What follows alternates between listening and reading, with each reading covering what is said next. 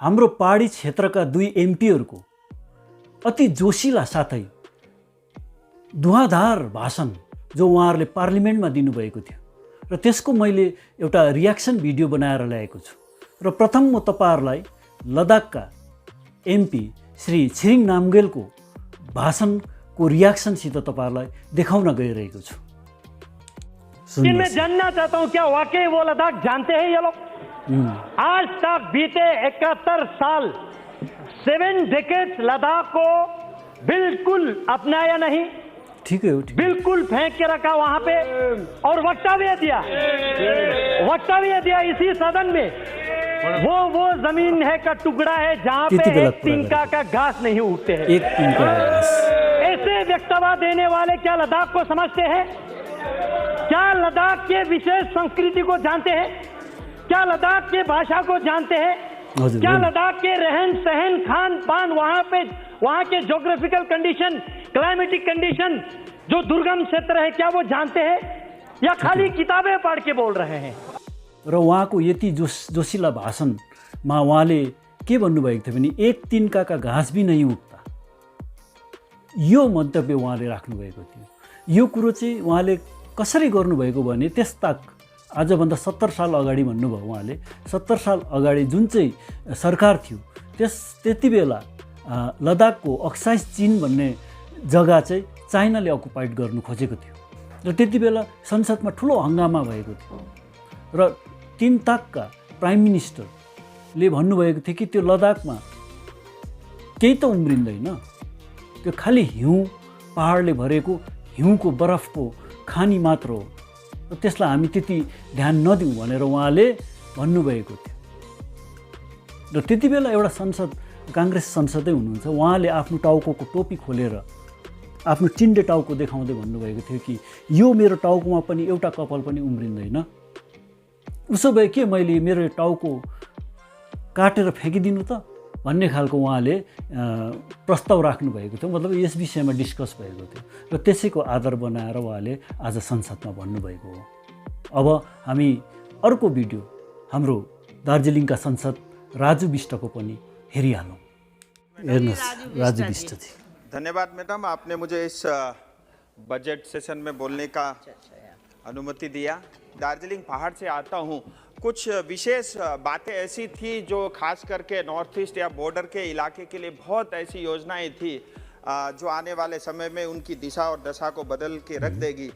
एक बॉर्डर से लगे हुए जितने भी गांव हैं उनके लिए जो योजना लेकर के आई है भारत सरकार वाइब्रेंट विलेज के नाम से, इससे दार्जिलिंग जैसे और नॉर्थ ईस्ट के पहाड़ी क्षेत्र को बहुत लाभ होगा, क्योंकि दार्जिलिंग एकमात्र जिला ऐसा है देश में जहाँ 4 इंटरनेशनल बॉर्डर से लगा हुआ है और पर्वतमाला जो एक नॉर्मल कन्वेंशनल ट्रांसपोर्ट के कारण जहाँ पहुँचा नहीं जा सकता उनके लिए जो रोपवे की व्यवस्था और पोस्ट ऑफिस की सेवा को बैंक की सेवा के रूप में जोड़ने की योजना हो या हर घर जल जैसी योजना हो, ये सब हमारे क्षेत्र के लिए बहुत लाभकारी है।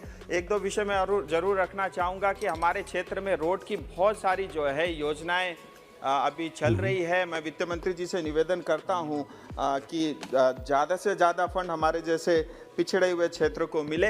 अंत में एक ही बात मैं रखना चाहूँगा सर, आज जिस तेज़ी के साथ जो है देश विकास कर रहा है और मोदी जी के नेतृत्व में जिस तेज गति के साथ देश आगे बढ़ रहा है, इतनी सारी योजनाएं हैं, लेकिन मुझे ये दुख के साथ कहना पड़ता है कि दार्जिलिंग में ऐसी कोई भी योजनाएं नहीं पहुंचती। उसका मुख्य कारण ये है कि 2005 से अभी तक कोई पंचायत के चुनाव हुए नहीं, कोई इलेक्टेड बॉडी वहाँ पे काम करता नहीं, सांसद और विधायक की पश्चिम बंगाल में चलती नहीं और कोई भी योजना नहीं पहुंचती। और जब आज़ादी के समय दार्जिलिंग नंबर 1 पे था, एशिया में सबसे पहली बिजली दार्जिलिंग में आई थी, लेकिन जानबूझ के गलत नीयत और इरादों के कारण दार्जिलिंग आज खड़ा है और 86 के बाद लगातार आंदोलन होते रहे हैं, अलग राज्य की मांग उठती रहती है और हमारी सरकार ने भी, पार्टी ने भी ये कहा है कि हम स्थायी राजनीतिक समाधान करेंगे, उसके लिए टॉक्स भी चल रहा है। मेरी दो ही विनती है सर कि स्थायी राजनीतिक समाधान जल्द से जल्द हो, जिससे जो मोदी जी की योजना है उसका लाभ दार्जिलिंग की जनता को मिले और जो गोरखाओं की जो भावना उसके कदर के रूप में उसके हिसाब से स्थायी राजनीतिक समाधान हो। और इसके साथ ही गोरखाओं में 11 जाति ऐसे हैं जो एसटी के लिस्ट से छूटे हुए हैं। 1931 और 1941 के जो लिस्ट है उसके वहाँ तक भी ये एसटी थे, लेकिन उसके बाद से उस लिस्ट से बाहर हो गए। ये बहुत लंबी और पुरानी उनकी मांग है। मैं सर आपके माध्यम से भारत सरकार से ये निवेदन करता हूँ कि दार्जिलिंग की जो गरिमा है उसको देखते हुए ये सारे मुद्दे हमारे क्षेत्र के लिए जल्द से जल्द हो। आपने समय दिया इसके लिए बहुत बहुत धन्यवाद। श्री राजु बिष्ट, दार्जिलिङ डिस्ट्रिक्टको एमपी, उहाँले यो भाषण हालैको बजेट सेसनमा दिनुभएको भाषण हो। उहाँले यस भाषणमा केन्द्र सरकारले बनाउनु भएको योजनाको बारेमा भन्नुभएको छ। जस्तै भाइब्रेन्ट भिलेजको कुरा गर्नुपर्यो। यो भाइब्रेन्ट भिलेजमा हर सहरका हर नागरिक साथै कमान बस्तीका नागरिकहरूको लागि शुद्ध पिउने पानी, कल, घर घर जल भन्ने योजना निकालेको छ।